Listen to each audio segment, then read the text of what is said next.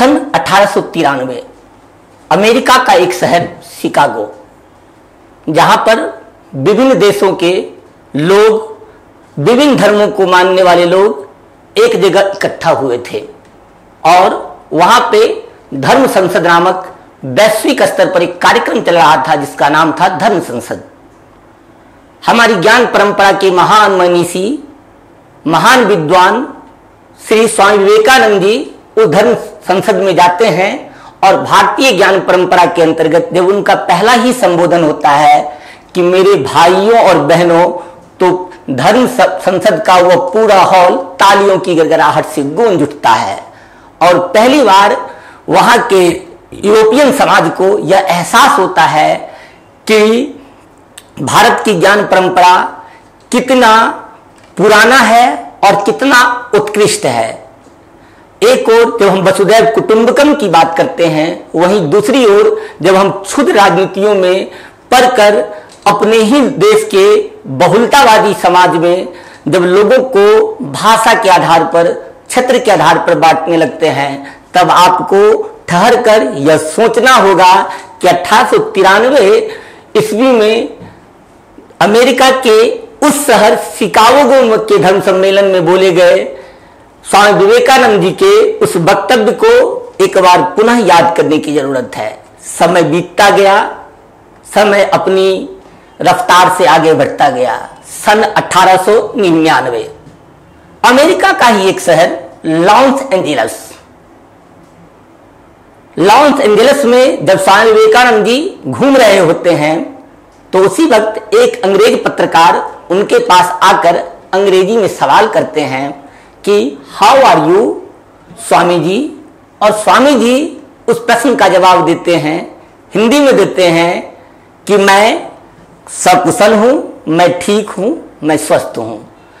अंग्रेज पत्रकार को यह लगता है कि शायद स्वामी जी को इंग्लिश नहीं आती है, अंग्रेजी नहीं आता है, इसीलिए, और क्योंकि उस अंग्रेज पत्रकार को टूटी फूटी हिंदी आती थी और वह अंग्रेज पत्रकार टूटी फूटी हिंदी में स्वामी जी से दूसरा सवाल करते हैं कि आप भारत से यहां आकर इस शहर में कैसा अनुभव कर रहे हैं, और स्वामी जी अंग्रेजी में उस प्रश्न का जवाब अंग्रेजी में देते हैं और कहते हैं कि I am feeling good, your country is so good and beautiful, the people of your country is very nice and gentles. साथियों, अब आप ये पूछेंगे कि इसमें क्या अजूबा है। यही अजूबा उस अंग्रेज पत्रकार को भी दिखा था। उसने पूछा, स्वामी जी से पूछा कि स्वामी जी, जब मैंने आपसे अंग्रेजी में सवाल किया तो आपने उसका जवाब हिंदी में दिया, और जब मैंने आपसे हिंदी में सवाल किया तो आपने उसका जवाब अंग्रेजी में दिया। स्वामी जी बोलते हैं कि जब आपने अपनी मातृभाषा में मुझसे सवाल किया तो मैंने अपनी मातृभाषा में आपको जवाब दिया, लेकिन जब आपने मेरी मातृभाषा में मुझसे सवाल किया तो मैंने आपकी मातृभाषा में उसका जवाब दिया। आपने मेरी मातृभाषा अर्थात मेरी मां का सम्मान किया, इसीलिए मैंने आपकी मातृभाषा अर्थात आपकी मां का सम्मान किए। यह दोनों ही प्रश्न यह दर्शाता है कि अगर आप सम्मान करते हैं किसी की मातृभाषा का तो वह भी आपके मातृभाषा का सम्मान करेगा। नमस्कार दोस्तों, प्लूटस आईएएस के वैकल्पिक विषय हिंदी साहित्य के इस मंच पर आपका स्वागत है। मैं डॉक्टर अखिलेश कुमार आज आपसे बात करने वाला हूं राजभाषा बनाम राष्ट्रभाषा बनाम संपर्क भाषा के संदर्भ में। वर्षों पहले जब इसी देश में, इसी देश अर्थात भारत में जब बहुलतावादी समाज में रहने वाले लोग, जहां अनेकता में एकता है, जहां विभिन्न प्रकार की संस्कृति है, विभिन्न प्रकार के खान पान है, विभिन्न प्रकार की पूजा करने की पद्धतियां हैं,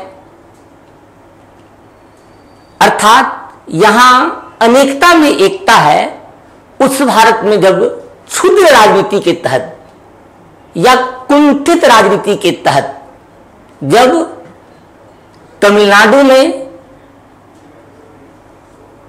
तमिलनाडु से जब यह खबर आती है कि वहां पे तमिल, अगर किसी मजदूर को तमिल नहीं आती है, अगर वो हिंदी में बात करते हैं तो उन्हें पीट दिया जाता है। कर्नाटक में जब किसी मजदूर को हिंदी आती है किंतु कन्नड़ नहीं आती है तो उन्हें पीट दिया जाता है, उनका उत्पीड़न किया जाता है। और तो और जब इसी देश में इस देश की राजनीतिक राजधानी दिल्ली और इस देश की आर्थिक राजधानी मुंबई में जहां बॉलीवुड है, जहां करोड़ों अरबों का व्यापार होता है फिल्मों के माध्यम से, जहां हिंदी के प्रचार प्रसार के लिए भारतीय फिल्म अपना योगदान देती है, उसी महाराष्ट्र में कुछ क्षुद्र बुद्धि के व्यक्ति या कुछ क्षुद्र राजनीतिक दलों के लोग अपनी क्षुद्र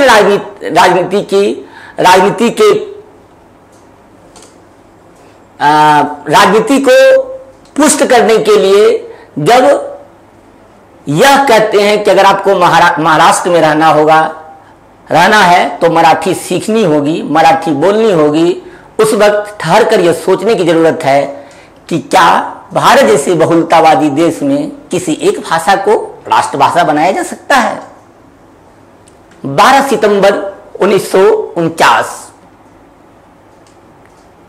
लॉर्ड माउंटबेटन योजना के तहत भारत पाक विभाजन हो चुका था। संविधान सभा की बैठक प्रारंभ थी। संविधान सभा की बैठक की अध्यक्षता डॉक्टर राजेंद्र प्रसाद कर रहे थे। उसी वक्त सी राजगोपालाचारी द्वारा हिंदी को राष्ट्रभाषा बनाए जाने के लिए प्रस्ताव रखा गया और सभी लोगों ने एक मत से कहा कि हिंदी को राष्ट्रभाषा बनाया जाए, क्योंकि आजादी के आंदोलन में जो भारत के आजादी स्वतंत्रता संघर्ष का जो एक लंबा दौर चला और खास करके गांधी के आने के बाद जो राष्ट्रवाद का प्रथम चरण और द्वितीय चरण जो रहा है, उन दोनों चरणों में उस वक्त तो 14 अगस्त 1947 से पहले तो कोई पाकिस्तान नाम का कोई देश ना, पाकिस्तान नामक कोई देश पैदा ही नहीं हुआ था। तो आजादी के आंदोलन में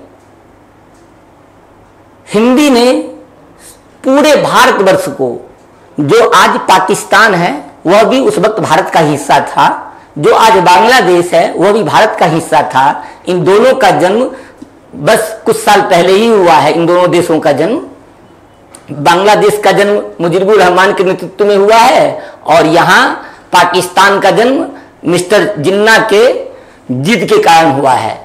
तो खैर हम उस बात पर अभी बात नहीं करेंगे। अभी हम बात करने वाले हैं राष्ट्रभाषा हिंदी के संदर्भ में कि भारत में हिंदी की संवैधानिक स्थिति क्या है। और संघ लोक सेवा आयोग द्वारा जब वैकल्पिक विषय हिंदी साहित्य के अंतर्गत जब राष्ट्रभाषा या राजभाषा से संबंधित क्वेश्चन आता है तो उसमें उनके संवैधानिक स्थिति से संबंधित प्रश्न आते ही हैं। इसीलिए यह यूपीएससी सिविल सर्विसेज के लिए तो महत्वपूर्ण है ही। जिस राज्य में वैकल्पिक विषय का प्रावधान है, स्टेट पब्लिक सर्विस कमीशन के द्वारा जो सिविल सर्विसेज परीक्षा का एग्जाम होता है, वहां जिन भी किसी भी राज्यों में अगर वहां वैकल्पिक विषयों का प्रावधान है तो उसमें हिंदी साहित्य अगर वहां वैकल्पिक विषय के रूप में है तो राष्ट्रभाषा से संबंधित क्वेश्चन पूछा ही जाता है। और अगर आप आईबीपीएस के द्वारा स्पेशलिस्ट अधिकारी बनने का, जो कि ग्रुप ए अधिकारी का पोस्ट होता है, उसके तहत जब आप उस एग्जाम में शामिल होते हैं तो उस एग्जाम में भी राजभाषा से संबंधित क्वेश्चन आते हैं और उसका नाम ही है राजभाषा अधिकारी, जो ग्रुप ए अधिकारी का पोस्ट होता है, जिस स्पेशलिस्ट ऑफिसर के अंतर्गत वो पोस्ट आता है। बाकी भारतीय संविधान में भी आपको राजभाषा, राष्ट्रभाषा यानी कि भाषा के संदर्भ में से एक चैप्टर आपको पढ़ना ही होता है। आज हम बात करने वाले हैं कि प्राचीन आर्य भाषा से जो जन्म हुआ है आधुनिक आर्य भाषा हिंदी का। आप जानते हैं कि हिंदी का जन्म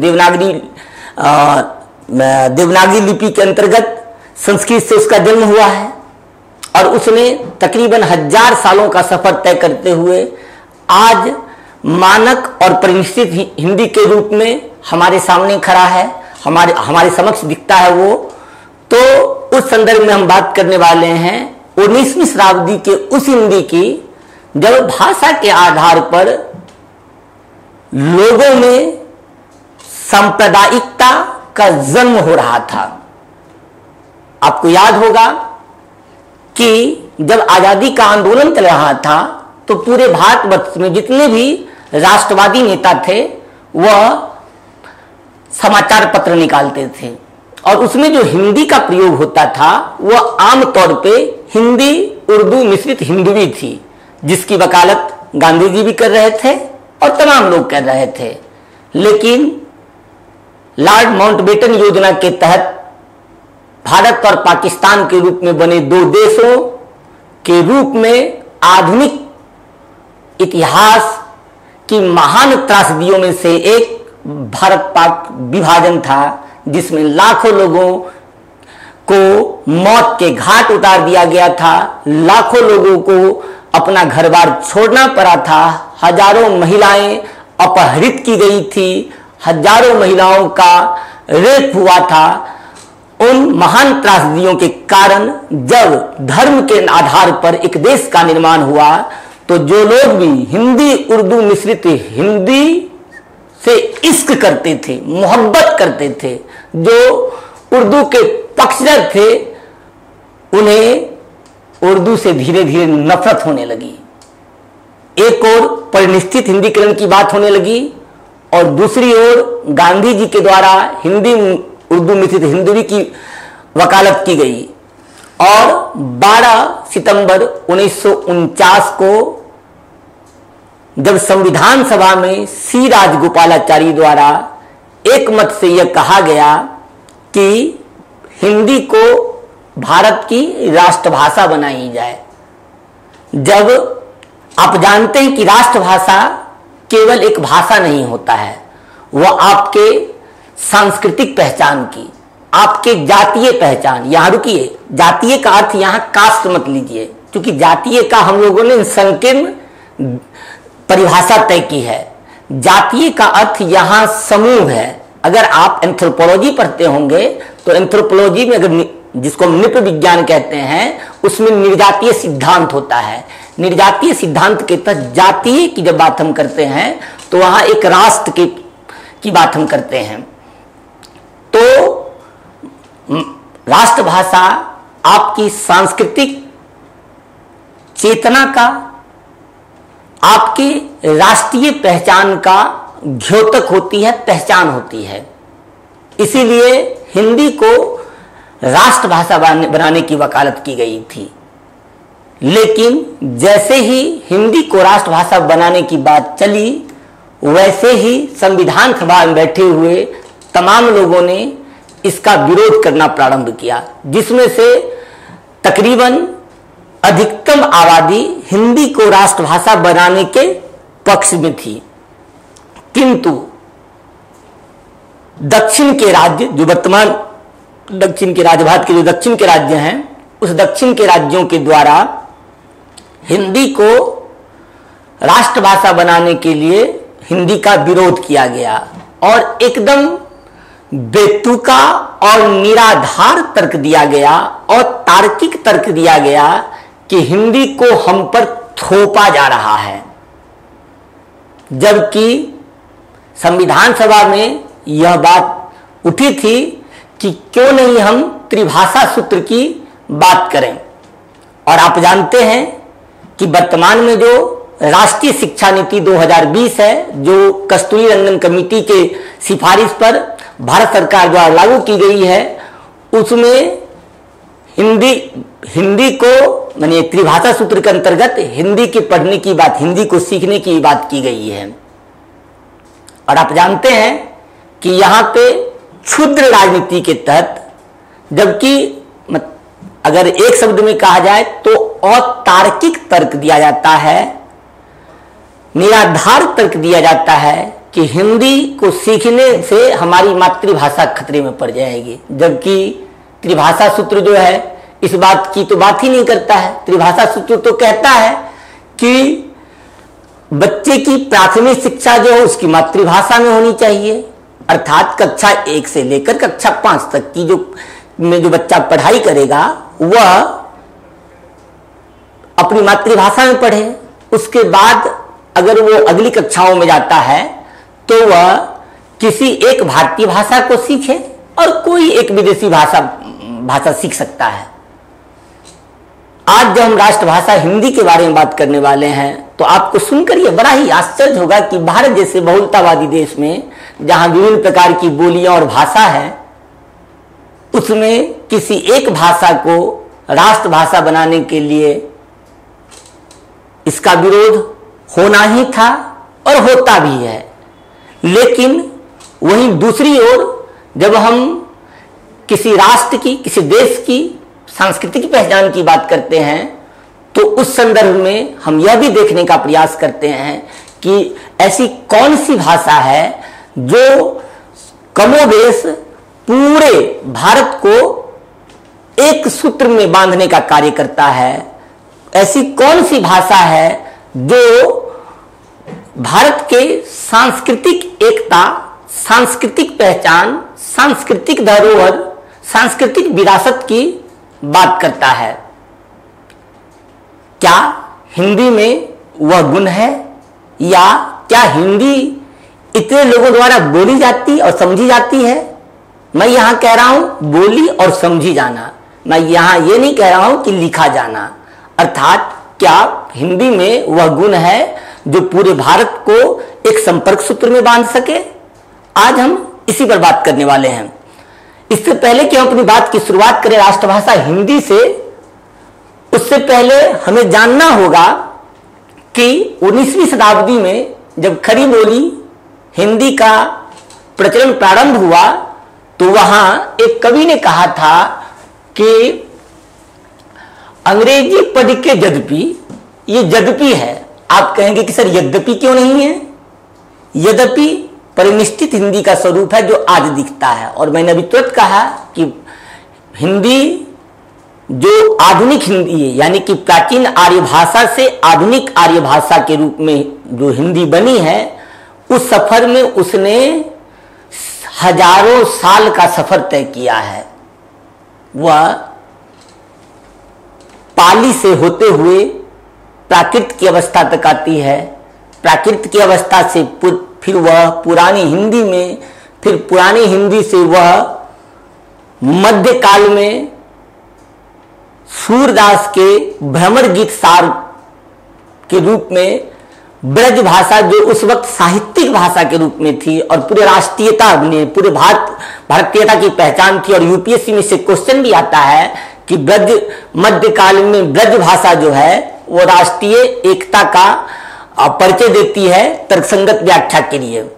और वहीं आप देखेंगे कि मध्यकाल में ही हिंदी के अंतर्गत ही आज वो भले ही बोली है या उपभाषा है, किंतु उस वक्त मध्यकाल में अवधि में तुलसीदास द्वारा जो लिखा गया रामचरितमानस था, उसने पूरे भारत को यानी कि भारतीय संस्कृति को, भारतीयता के सांस्कृतिक पहचान को एकजुटता में समेटने का प्रयास किया था। और एक आप कल्पना कर देखिए कि एक कवि, एक साहित्यकार जब कोई रचना करता है और वो रचना इस कदर जनमानस में लोकप्रिय हो जाता है कि आज भी जो लोग अकादमिक क्षेत्र में नहीं है, अर्थात जो लोग कॉलेज में, विश्वविद्यालयों में अगर पढ़ते और पढ़ा नहीं रहे हैं, तो उनके लिए, या वो लोग जो यूपीएससी की तैयारी नहीं करते हैं, या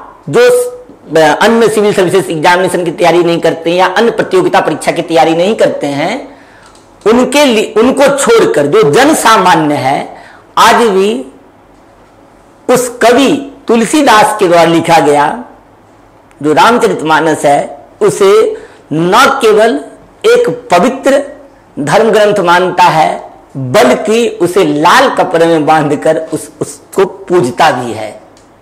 सोचिए, एक कवि की एक रचना इतना ज्यादा लोकप्रिय होती है कि वह संपूर्ण भारत में रामचरितमानस को एक साहित्यिक कृति के रूप में न देखकर उसे एक धार्मिक कृति के रूप में, उसे एक आस्था की किताब के रूप में देखा जाता है।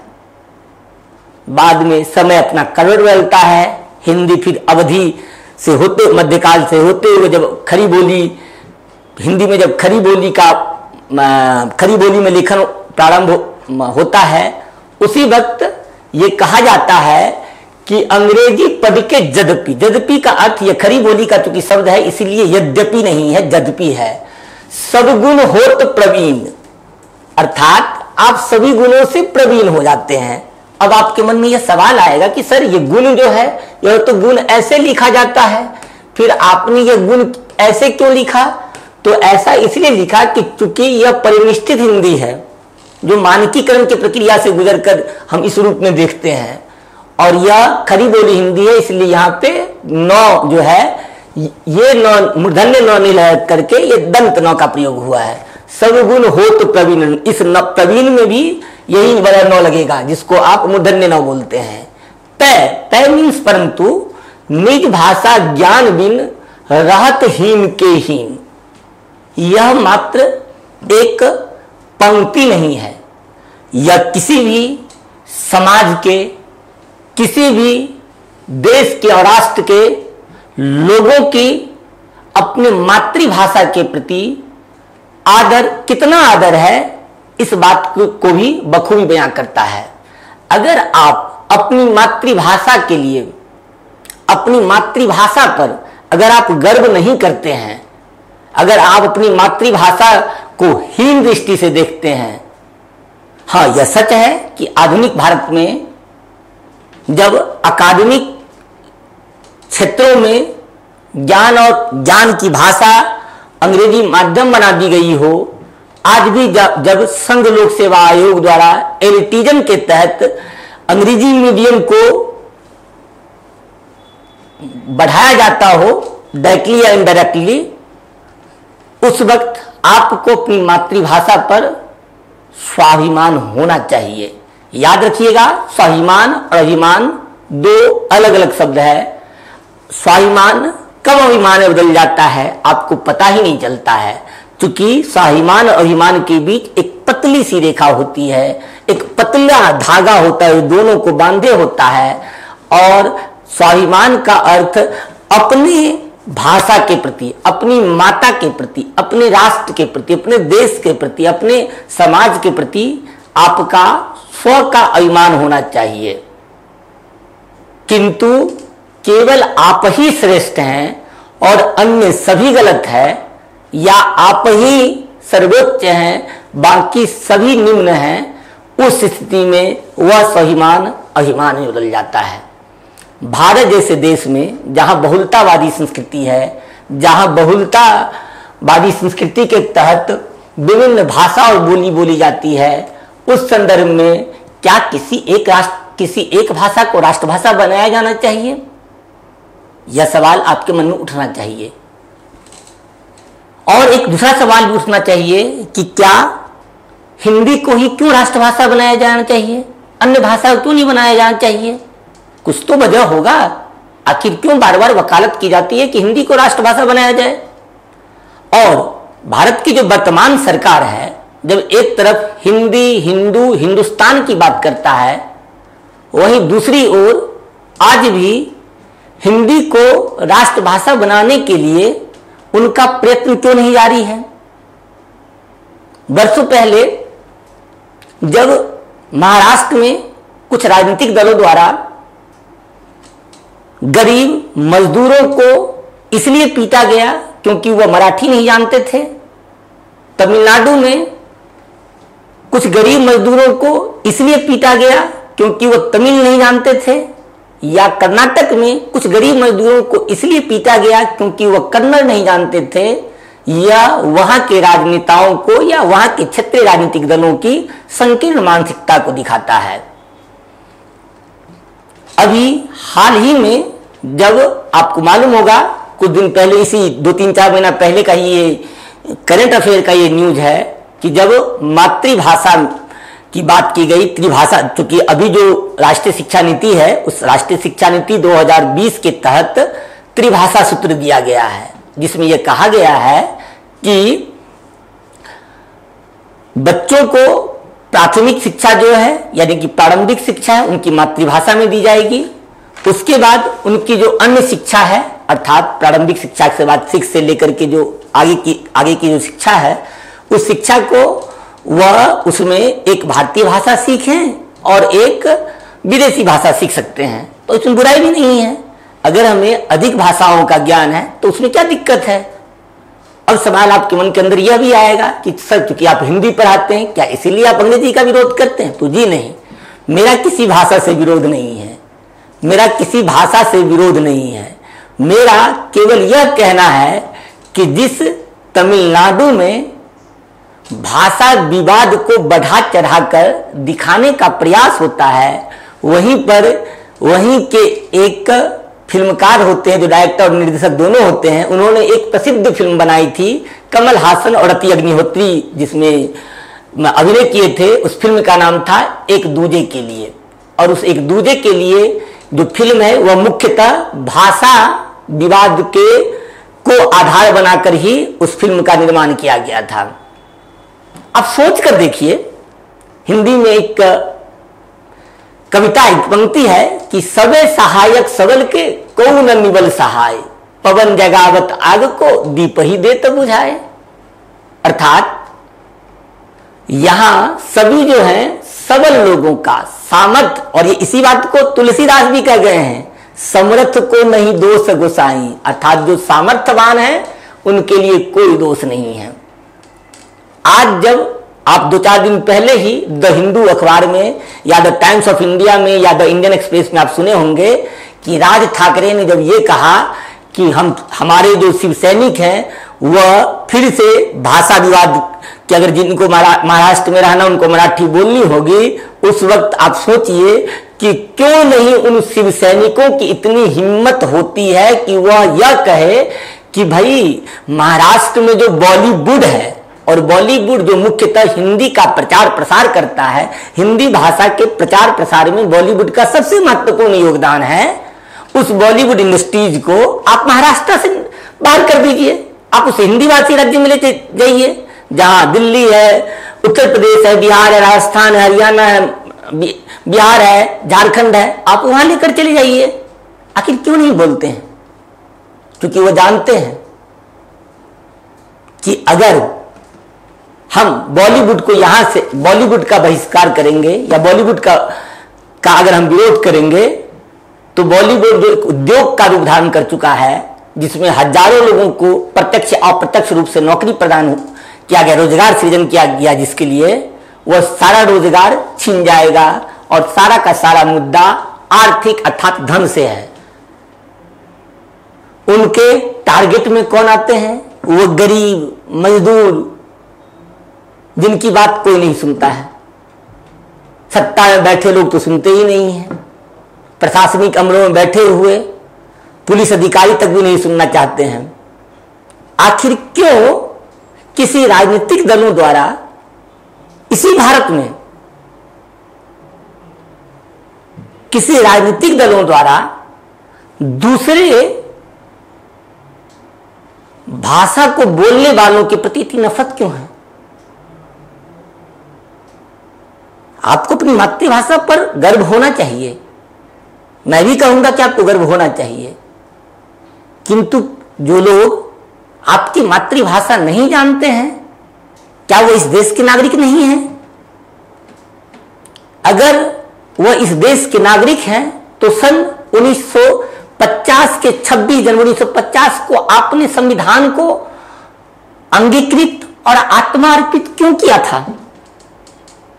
आपने यह क्यों कहा था कि आज 26 जनवरी 1950 को हम भारत के लोग आपने वहां हम भारत के लोग शब्द का प्रयोग किया था ना, और अंतिम में आपने कहा उस पूरी प्रस्तावना में, संविधान की जो प्रस्तावना, उस प्रस्तावना में आपने कहा था कि भाषा के आधार पर, लैंगिक पहचान के आधार पर, क्षेत्र विशेष के आधार पर किसी भी तरह का भेदभाव नहीं करेंगे। और आपने अंत में यह भी कहा था, उसी प्रस्तावना के अंतिम शब्द में आपने कहा था कि आज इस संविधान को हम अंगीकृत और आत्मार्पित करते हैं। लॉर्ड माउंटबेटन योजना के तहत जब भारत पाक विभाजन हुआ तो जो लोग उर्दू से इश्क करते थे उन्हें उर्दू से नफरत होने लगी। इधर परिनिष्ठितवादी हिंदीवादी जो लोग थे, जो संस्कृत में हिंदी के पक्षधर थे, उन लोगों को मौका मिल गया कि हिंदी को राष्ट्रभाषा बनाया जाए तो परिनिष्ठित हिंदी का प्रयोग किया जाए, जबकि हिंदी ने अपने भाषागत स्वरूप के आधार पर कभी भी किसी के साथ भेदभाव नहीं किया। याद रखिएगा, मध्यकाल में एक संत हुए थे जिसका नाम था कबीर। मैं उसी कबीर की बात कर रहा हूं जो यह कहने का साहस रखते हैं कि कबीरा खरा बाजार में लिए लुकाठी हाथ, जो घर झारा अपना चलो हमारो साथ। मैं उसी कबीर की बात कर रहा हूं जिस कबीर ने कहा था कि मसीह कागज छुओ नहीं, कमल गहियो ना हाथ। जिन्होंने ये कहा था कि मैंने तो कभी कागज छुआ ही नहीं और मैंने कभी कलम को पकड़ा ही नहीं। और वही उसी कबीर ने कहा था कि तू कहता कागज की लेखी, मैं कहता आंखन की देखी। तुम कागज में जो लिखा गया है तुम उसकी बात करते हो, और मैं जो आंखों से देखता हूं, अर्थात स्वानुभूति बनाम सहानुभूति का जो अवधारणा है, जब वो स्वानुभूति की बात करते हैं कि जो हमने जो अनुभव किया है, तो जो आप जो आंखों से देखकर बोलते, आप कागज में लिखी हुई बात को बोलते और मैं जो आंखों से देख रहा हूं उसकी बात कर रहा हूं, वही कबीर कहते हैं कि संस्कृत है कूप जल भाखा बहता नीर। अर्थात संस्कृत जो है कूप जल, कुएं के जल के समान है, और भाखा अर्थात भाषा जो है वह बहता हुआ नीर। नीर का अर्थ, नीर चूंकि संस्कृत का शब्द है, इसका एक अर्थ पानी भी होता है। आप जब श्रुति भिन्नात्मक शब्दों में जाएंगे तो श्रुति भिन्नात्मक शब्दों में नीर और नीर दोनों का अलग अलग अर्थ होता है। तो खैर, मैं आपको, अगर मैं उस ओर मुड़ता हूं श्रुति भिन्नात्मक शब्दों की तरफ, तो ये वीडियो लंबा हो जाएगा, ये क्लास लंबी हो जाएगी। इससे बेहतर है कि हम मुख्य बिंदु पर ही रहें कि राजभाषा के संदर्भ में हम बात करें।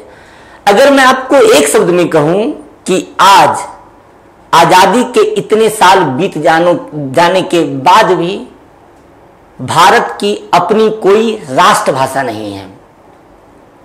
अगर हम जर्मनी में रहने वाले लोगों को की भाषा अगर जर्मन हो सकती है, फ्रांस में रहने वाले लोगों की भाषा अगर फ्रेंच हो सकती है, स्पेन में रहने वाले लोगों की भाषा अगर स्पेनिश हो सकती है, यहां तक कि चीन के उत्तरी भाग में बोले जाने वाली एक भाषा, केवल उत्तरी भाग में, जिसका नाम मंडारिन है, उसकी भाषा मंडारिन हो सकती है या चाइनीज हो सकती है।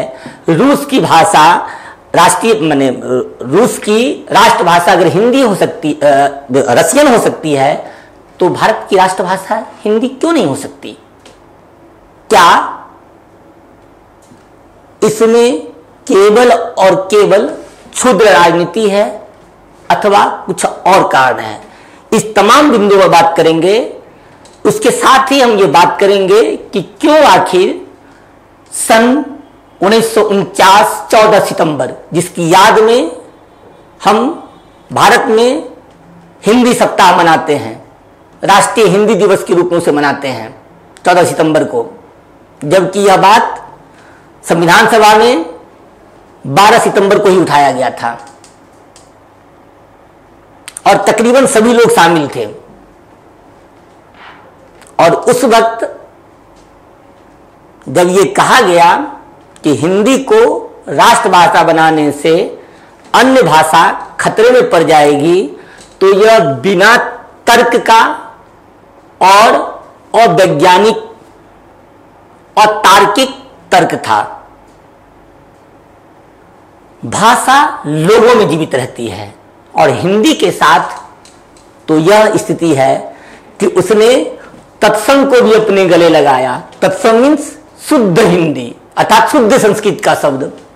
उसने शुद्धतावादी रवैया को भी अपनाया, उसने तद्भव को भी अपने सीने से लगाया। अर्थात तद्भव जो आम लोगों के द्वारा बोला जाता है, जो संस्कृत का बिगड़ा हुआ रूप है। संस्कृत में जिसे अग्नि कहा जाता है उसी को तद्भव में आग कहा जाता है। उसने अपने शब्द भंडार को जहां एक ओर तत्सम को गले लगाया, वहीं दूसरी ओर उसने तद्भव को भी अपने हृदय में जगह दिया। उसने जहां देसी भाषा में बोली जाने वाली बोलियों के शब्द अर्थात देश शब्दों को भी अपने शब्द भंडार के अंतर्गत अपने हृदय में समाया, वैसे ही उसने विदेशज अर्थात विदेशी भाषाओं में जो या विदेशी बोलियों में जो शब्द हैं उन शब्द को भी अपने अंदर समाहित कर लिया।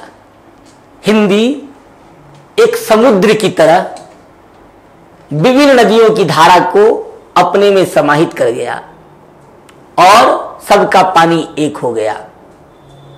हिंदी का हृदय इतना उदार है। अगर हम बात करें, इससे पहले कि हम इस पर बात करेंगे राष्ट्रभाषा हिंदी के संदर्भ में, उससे पहले हम एक बात और समझ लें कि कबीर क्यों कहते हैं कि संस्कृत है कूपजल भाखा बहता नीर।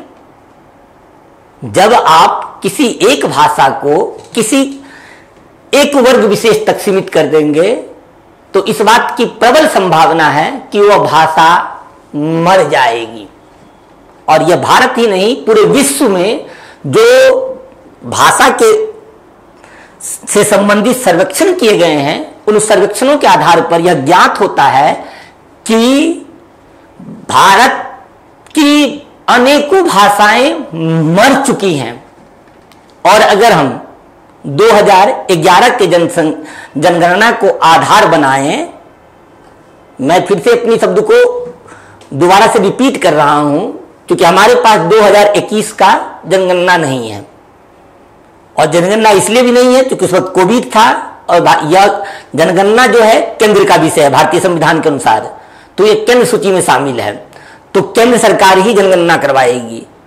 तो 2011 के जनगणना का जो डाटा हमारे पास है अर्थात हमारे पास जो आंकड़ा है, उस आंकड़े के आधार पर यह माना जाता है, वह आंकड़ा कहती है, मेरा रिपोर्ट नहीं है, यह भारत सरकार का रिपोर्ट है कि भारत की तकरीबन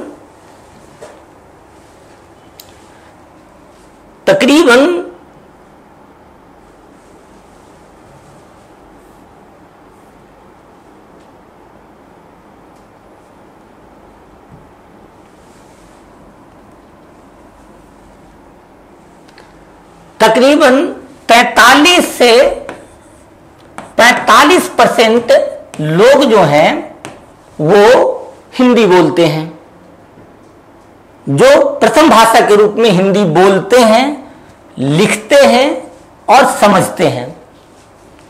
भारत के तकरीबन 30 से 32% मान लीजिए, 32% लोग यहां जो ये जो लोग हैं यह बोलते भी हैं, लिखते भी हैं और समझते भी हैं। यह जो 43 से 45% लोगों की जो भाषा है प्रथम भाषा के रूप में, और तकरीबन 30 से 32% लोग जो हैं वह हिंदी को बोलते हैं और समझते हैं, वह लिख नहीं पाते हैं। अगर हम एक मोटा मोटी आइडिया लगाएं तो तकरीबन 72 से लेकर 75% तक जो आबादी है वह हिंदी को बोलती है और समझती है। तो इसका अर्थ यह हुआ कि हिंदी जो है वह एक संपर्क भाषा के रूप में लोगों में, पूरे भारत के लोगों को एक संपर्क सूत्र में बांधती है। अगर हम आधुनिक आर्य भाषाओं में अन्य भाषाओं की बात करें, जैसे अगर हम कन्नड़ की बात करें या तमिल की बात करें या बंगाली की बात, बांग्ला की बात करें, यह हिंदी के बरक्स मात्र यहां तकरीबन 7 से लेकर के 10% लोग ही इसको बोलते और समझते हैं। यही स्थिति यहां भी है, यहां 13% मानकर चलिए, और यहां पे तकरीबन 15% लोग जो हैं वो बांग्ला बोलते और समझते हैं। हिंदी एकमात्र ऐसी भाषा है जिसको भारत की पूरी आबादी, क्योंकि हमारे पास 2021 की जनगणना का आंकड़ा नहीं है, इसलिए हम यह मानकर चलते हैं कि भारत जो एक मोटा मोटी जो हमें विभिन्न सूत्रों से मालूम हुआ है, उसके अनुसार भारत की आबादी अगर 1 अरब 40 करोड़ के आसपास है, तो उस 1 अरब 40 करोड़ में से तकरीबन 72 से 75% लोग जो हैं वह हिंदी को बोलते और समझते हैं। अर्थात यह पूरे भाषा को एक संपर्क सूत्र में बांधता है, और संपर्क सूत्र में बांधने के कारण यह हिंदी जो है एक संपर्क भाषा के रूप में काम करता है, संपर्क भाषा के रूप में काम करता है।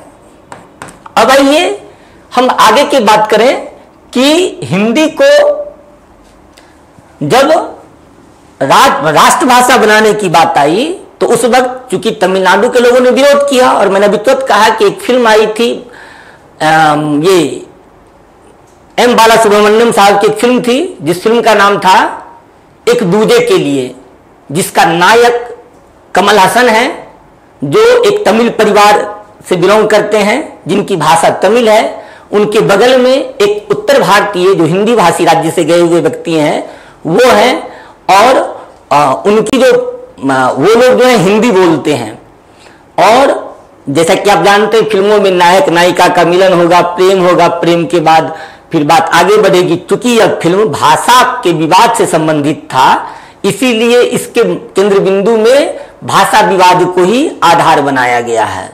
और अगर आप उस फिल्म को देखेंगे तो उस फिल्म का एक गाना था जो उस समय में काफी प्रसिद्ध हुआ था, और जिसे भारत सरकार द्वारा अवार्ड भी दिया गया था, कि जहां पे नायिका कहती है कि हम बने तुम बने एक दूजे के लिए, और नायक जो हिंदी नहीं जानता है, जो तमिल भाषी है, वो कहता है I don't know what you से, मैं नहीं जानता हूं कि तुम क्या बोल रही हो। नायिका अपनी मातृभाषा में बात कर रही है, और नायक अंग्रेजी में कह रहा है कि I don't know what you से।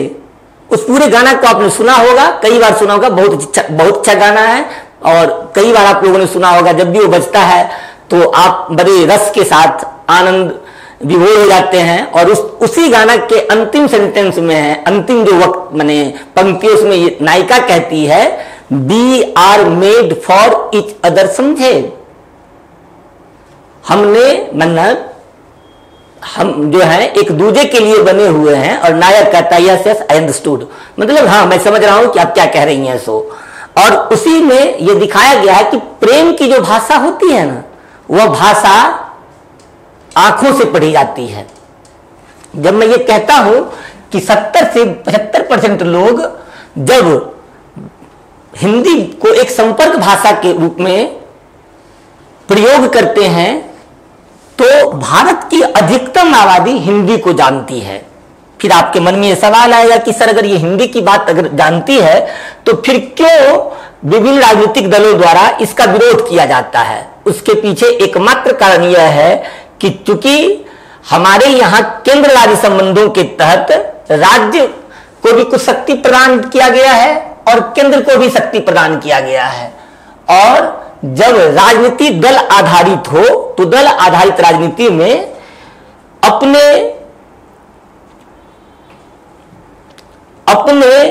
मतदाता वर्ग को खुश करने के लिए या उनके मुद्दे के नाम पर भटकाने के लिए भाषाई विवाद उत्पन्न किया जाता है। आप कुछ दिन पहले सुने होंगे, मैं 2025 की ही बात कर रहा हूं, करंट अफेयर के तहत ये आया था कि आप जानते हैं कि तमिलनाडु में जो सरकार के जो मुखिया हैं यानी कि जो मुख्यमंत्री हैं वो तमिल भाषी हैं।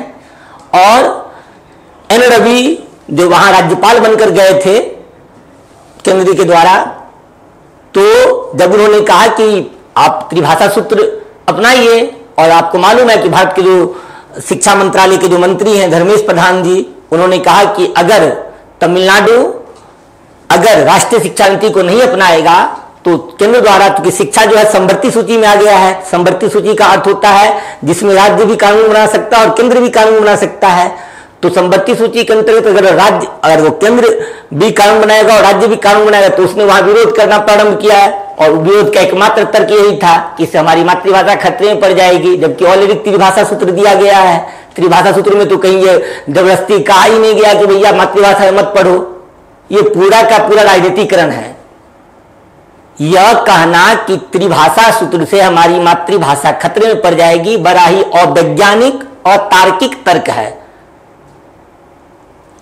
और वहां पर तमिल के नाम पर विरोध किया गया कि हम पर हिंदी थोपा जा रहा है।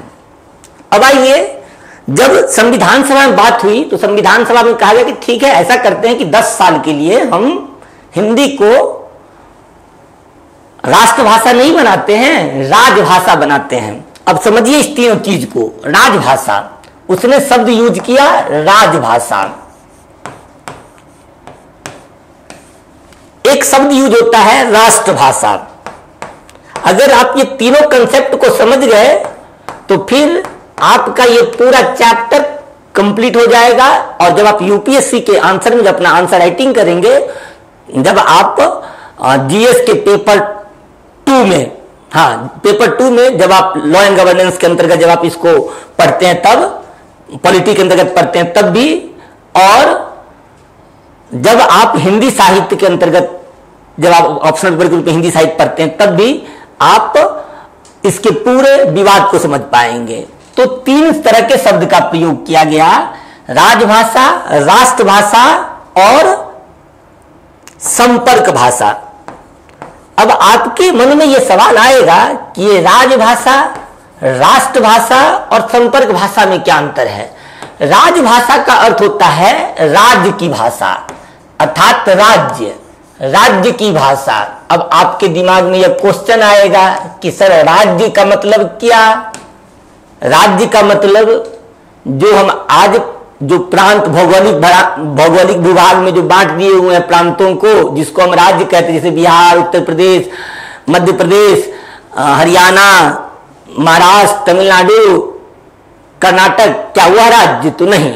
राज्य जो पॉलिटी जब आप पढ़ते हैं तो पॉलिटी का अर्थ होता है, राज्य का मतलब होता है सत्ता, सत्ता की भाषा। सत्ता मीन्स शासन, शासन की भाषा। शासन का अर्थ शासक। यहां राज्य का अर्थ इसका व्यापक अर्थ है। ये माने यह छोटा अर्थ नहीं है, ये बहुत व्यापक अर्थ है कि राज्य का मतलब राज की भाषा। राज माने शासन की भाषा, शासक की भाषा। राज्य पर राज्य जो करेगा शासक करेगा ना, तो शासक की भाषा, सत्ता की भाषा या शासन की भाषा। लेकिन विडंबना देखिए कि इसका ट्रांसलेट किया गया क्या, state language, state language, LANGUAGE language. और राष्ट्रभाषा के लिए जो यूज किया गया वो यूज किया गया नेशनल लैंग्वेज, नेशनल लैंग्वेज।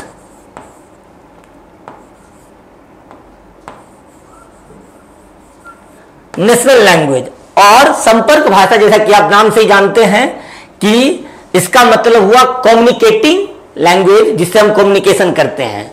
अर्थात इसको हम व्यापारिक भाषा भी कह सकते हैं, व्यवसायिक भाषा भी कह सकते हैं, या कम्युनिकेशन लैंग्वेज कहते हैं।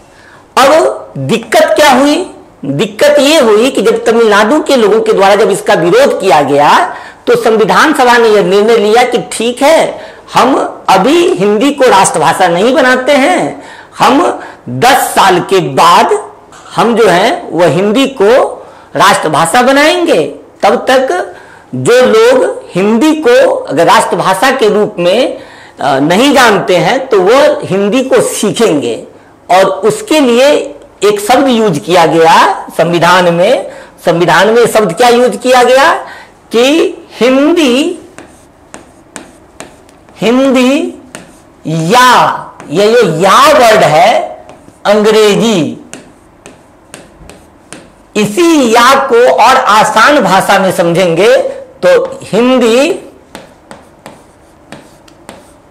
अथवा अंग्रेजी,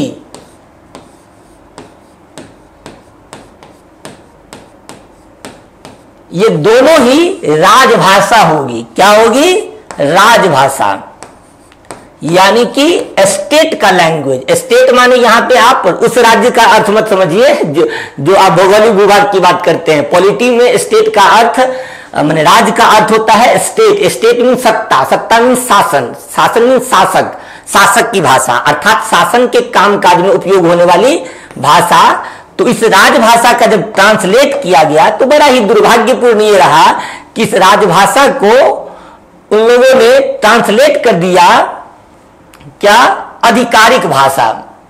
किसके रूप में? तो आधिकारिक भाषा। इसको कह दिया गया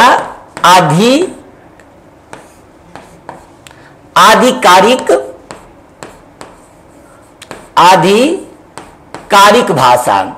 और आप जानते हैं आधिकारिक भाषा का जब ट्रांसलेट हुआ तो इसको कह दिया गया ऑफिशियल लैंग्वेज। क्या कह दिया गया? ऑफिशियल लैंग्वेज, अर्थात ऑफिस में जो भाषा बोली जाएगी वह आधिकारिक भाषा होगी। और इसी आधिकारिक भाषा को, जिसको हमने ऑफिशियल लैंग्वेज किया, इसके लिए एक नए शब्द का प्रयोग हुआ, जिस शब्द का अर्थ वह शब्द था कार्यालयी भाषा, है ना? ये कार्यालयी भाषा। और आपको मालूम है कि चूंकि 26 जनवरी 1950 को हमने संविधान को आत्मा अर्पित अंगीकृत किया था और हमने वहां घोषणा की थी कि हम भारत के लोग, be the people of India. तो अगर हम भारत के लोग की बात कर रहे हैं, वहां हमने ये नहीं कहा था कि be the people of Bihar, be the people of Maharashtra, be the people of Tamil Nadu, be the people of Himachal Pradesh, be the people of Madhya Pradesh. हमने कहा था हम भारत के लोग, be the people of India. तो हमारी पहली पहचान पीपल ऑफ भारतीयता की है, पहली और आखिरी पहचान। चूंकि आज मैं राजभाषा के संदर्भ में बात कर रहा हूं, इसीलिए मैं उस शायर के शब्द को आज नहीं बताऊंगा, अन्यथा सब यह जो क्लास है थोड़ा डाइवर्ट हो जाएगा, लंबा हो जाएगा, तो मैं अभी यहीं पे रहे अभी। तो 26 जनवरी के लिए मात्र 10 सालों के लिए यह जो या था, या ये जो अथवा लगा था, हिंदी अथवा अंग्रेजी या हिंदी या अंग्रेजी, ये दोनों को ही राजभाषा बनाया गया था, अर्थात ऑफिशियल लैंग्वेज, या जिसको आपने साधारण भाषा में कहा स्टेट लैंग्वेज। स्टेट लैंग्वेज कोई कंसेप्ट ही नहीं होता है, तो इसी का ट्रांसलेट किया गया इस स्टेट लैंग्वेज को ऑफिशियल लैंग्वेज में, और उसके लिए आधिकारिक भाषा या कार्यालयी भाषा, अर्थात भारत सरकार के द्वारा, भारत सरकार के कार्यालयों में एक कार्यालय से दूसरे कार्यालय के बीच जो कोई भी सूचना का आदान प्रदान होगा, उसमें या तो हिंदी का उपयोग होगा या अंग्रेजी का उपयोग होगा। भारत और अन्य राज्यों में केंद्र सरकार और राज्यों के बीच जो माने ऑफिशियल लेवल पर जो पत्र व्यवहार होगा वह हिंदी में अथवा अंग्रेजी में। लेकिन हमने वहां 26/1950 को ये कहा था कि ये स्थिति मात्र 10 साल के ही लिए रहेगा, मात्र 10 साल के लिए ही रहेगा। और आपको मालूम है कि जब 10 साल के बाद इस शब्द को हटाने की बात हो रही थी, उसी वक्त लाल बहादुर शास्त्री जब भारत के प्रधानमंत्री बने थे, तत्कालीन प्रधानमंत्री थे, उन्होंने 1965 में, या ये 1960 में तो मन बना चुके थे, बाद में तो युद्ध हो गया।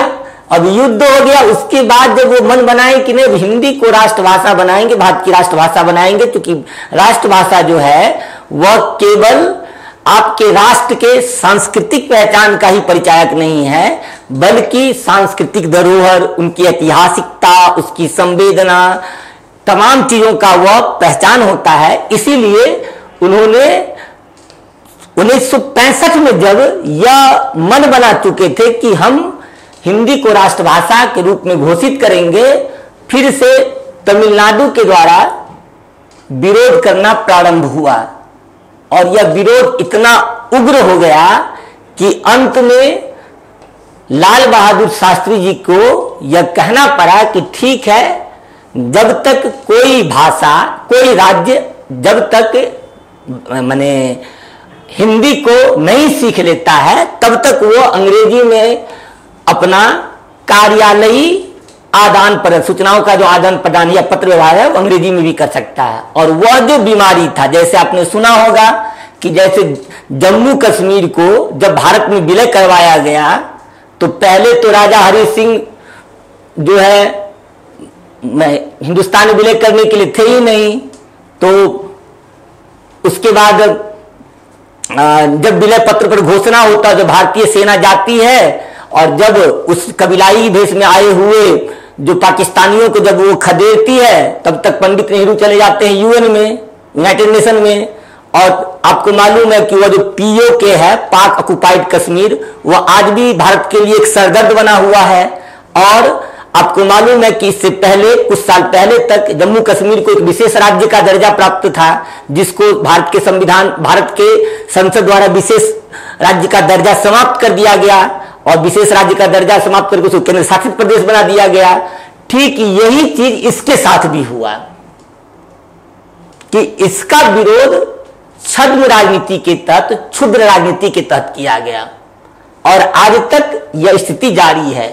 आज भी हिंदी जो है वो भारत की राजभाषा है। भारत में संवैधानिक स्थिति के आधार पर अगर हम ये बात करें तो हिंदी भारत की राजभाषा है, राष्ट्रभाषा नहीं है। यह संपर्क भाषा के रूप में है। और बाकी क्योंकि अन्य जो भाषाएं, चाहे वो बांग्ला हो, चाहे वो कन्नड़ हो, चाहे वो तमिल हो, मराठी हो या अन्य भाषाएं या जो अन्य बोलियां भी या हिंदी की जो अन्य उपभाषाएं हैं, वह भी मतलब तकरीबन 70 से 75% लोगों के द्वारा मैंने बोली और समझी नहीं जाती है। इसीलिए केवल एकमात्र भाषा है हिंदी ही है जो भारत में 70 से 75% आबादी के द्वारा पूरे देश में बोली भी जाती है और समझी भी जाती है। तो हिंदी एक संपर्क भाषा के रूप में कार्य करती है और इसीलिए हिंदी को राष्ट्रभाषा बनाने के लिए तर्क दिए जाते हैं। और हिंदी में वह शक्ति है कि वह भारत की सांस्कृतिक एकता, भारत की सांस्कृतिक विरासत को वह अभिव्यक्त कर सके। अब हम आएंगे इस पर बात करने के पहले कि राजभाषा जिसको हम ऑफिशियल लैंग्वेज कहते हैं, उसमें संवैधानिक उपबंध क्या क्या है। तो आज हम बस थोड़ा चर्चा करेंगे, उसके बाद फिर दूसरे क्लास में हम इस पर डिटेल से बात करेंगे कि संवैधानिक उपबंध, कॉन्स्टिट्यूशनल प्रोविजंस क्या है, राजभाषा अधिनियम क्या है जिसको हम ऑफिशियल लैंग्वेज एक्ट कहते हैं, राजभाषा नियम क्या है और राजभाषा संकल्प यानी कि ऑफिशियल लैंग्वेज रेजुलेशन क्या है, इस पे बात करेंगे। तो हिंदी में जो संवैधानिक कॉन्स्टिट्यूशनल जो प्रोविजन है वह हिंदी के लिए संविधान के भाग 5, भाग 6 और भाग 17 में भारत के राष्ट्रभाषा के संदर्भ में बात की गई है। और उस चूंकि मैंने कहा कि हिंदी चूंकि राष्ट्रभाषा अभी तक नहीं बनी है तो राजभाषा का ही कंसेप्ट होगा। आज हम लोग केवल इतना ही समझेंगे, बाकी दूसरे क्लास में हम इस पर डिटेल से बात करेंगे। तो भारत के संविधान के भाग 5 में, भाग 6 में और भाग 17 में राजभाषा हिंदी से संबंधित प्रावधान किए गए हैं, जिसमें भाग 5 का जो अनुच्छेद 120 है वह भारत के राजभाषा से संबंधित है। और अगर आपको ये याद रहे तो जैसे देखिए यहां पे क्या है 120, तो 120 इसको अगर आप उल्टा करेंगे तो याद दिलाने के लिए केवल कह रहा हूं कि आप इसके मतलब इस अंकों का अगर जगह परिवर्तन कर देंगे तो ये 2 को पहले लिख दीजिए, 1 को पहले उसके बाद रखिए, फिर 0 लिख दीजिए। 210 जो है वह राजभाषा से संबंधित है। और संविधान के अनुच्छेद 343 से लेकर 351 तक राजभाषा के संबंध में प्रावधान इसके अंतर्गत है। अनुच्छेद 343 से लेकर के 351 तक। ओके, तो आज हम बात करेंगे यही तक कि संवैधानिक उपबंध के तहत भारत के संविधान के भाग 5, भाग 6 और भाग 17 में राजभाषा से संबंधित प्रावधान है, जिसमें भाग 5 के अंतर्गत जो अनुच्छेद 120 है उसमें राजभाषा से संबंधित प्रावधान है। भाग 6 के अंतर्गत जो अनुच्छेद 210 है उसमें राजभाषा से संबंधित प्रावधान है। और भाग 17, भारत के संविधान के भाग 17 में जो राजभाषा से संबंधित प्रावधान है उसके अनुच्छेद 343 से लेकर के 351 तक में राजभाषा से संबंधित प्रावधान है। तो आज के क्लास के लिए बस इतना ही। अगले क्लास में हम बात करने वाले हैं कि ये आर्टिकल जो 120, आर्टिकल 210 और आर्टिकल 343 से लेकर के 351 तक में क्या क्या प्रावधान है उसके बारे में हम अगली कक्षा में विस्तृत रूप से इस पर बात करेंगे। तो आज के लिए बस इतना ही। इजाजत दीजिए, अपने और अपनों का ख्याल रखिए। आज के लिए बस इतना ही, मिलते हैं अगले क्लास में। तब तक के लिए जय हिंद, जय भारत।